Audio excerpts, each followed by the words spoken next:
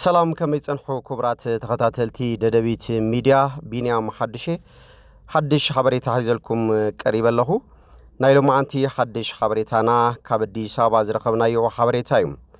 ከም ዝፍለጥ ኣብ ትግራይ ኣብ ዝሓለፈ ሶምን መንገዲ ኣየር በረራታት ዓጽዩ ከም ዝነበረ ዝፍለጥ እዩ ብፍላይ ኣብ ከተማታት መቐለ ኣኽሱምን ሽረን ሑመራን ዝነበሩ ተዋሪጾም ከም ዝነበሩ ዝፍለጥ እዩ ብነፋሪት ዝግበር ጉዕዞ ነዚህ ስዒቡ ብርክዝ ዝበለ ህዝቡውን ተደናጊጹ ወይ ከዓ ፈሪሑ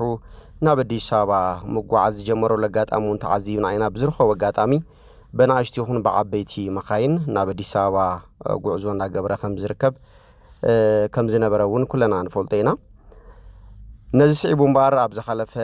ቀዳም ነቲ መንገዲ ኣየር ምዕጻው ስዒቡ ቅድም ክብል ብዝተፈላለዩ ምኽንያት ናብ ትግራይ መጽዮም ዝነበሩ ናይ ውሽጢ ዓድን ናይ ወጻእን ዜጋታት ድሓር መምለስ ሲኢኖም ከም መማረጺ ብመኪና ናብ አዲስ አበባ ምኻድ ገይሮም ነይሮም እዮም ብፍላይ ድማ ናብ ውሽጢ ዓዲ ማለት እውን ናብ ትግራይ ኣዝማዶም ክሪኡ ስድሮኦም ክሪኡ ዝመጹ ካብ ደገ ካብ ወጻእ ማለት እዩ ኣካላት ነይሮም ካብውን ሰርከስ ትግራይ እውን ዝርከብዎም ብርክዝ ዝበሉ ቆልዑ ናብ ወጻእ ዓዲ ንምኻድ ቪዛ ተወቂሎም ነይሩ ስለዚ ነዚ ስዒቡ እቲ ግዜ ኸየምልጦም ብመኪና ኣብ ዝገበርዎ ጉዕዞ ኣካላት ጸጥታ ከተማ አዲስ አበባ ተኸታቲሎም ናብ አዲስ አበባ ምሳኣተዋ ክልተ መኻይን ባሳት ምሳኣተዋ ተኸታቲሎም ናብ ኣቃቂ ቃሊቲ ክፍለ ከተማ ፖሊስ ጣብያ 01 ተባሂሉ ወይ ከዓ 01 ተባሂሉ ዝፍለጥ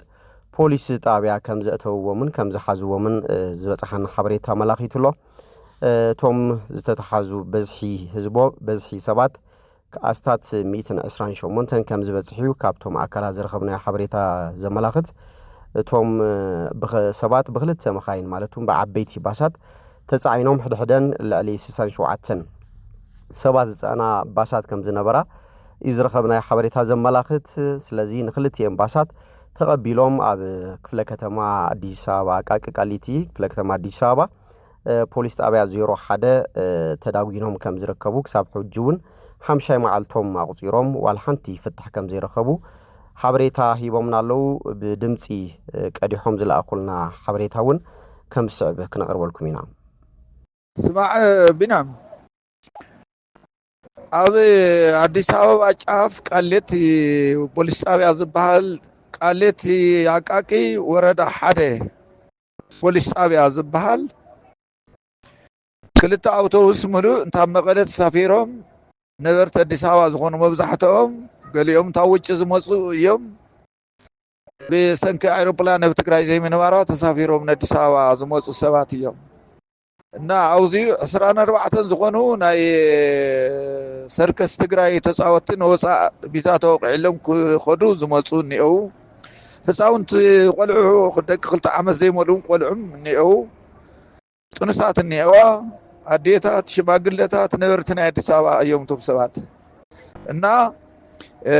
ምንም መፍትሒ ክረክብ ኣይከኣልና ስቂሎም እዮም ዓጽዮም ዘኒአው ሎማዓንቲ 4 መዓልቶም እዮም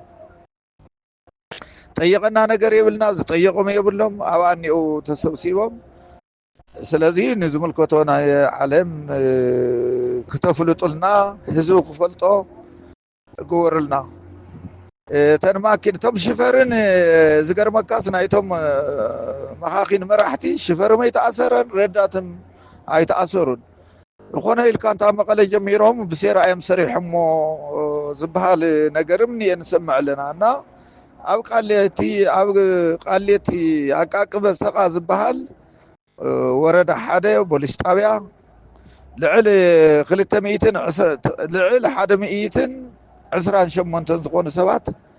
ተኣሲሮም እኒአው ጠያቀ የብሎም ምናምን የብሎም ኣብ ዓጽዮምና እኒአው ስለዚ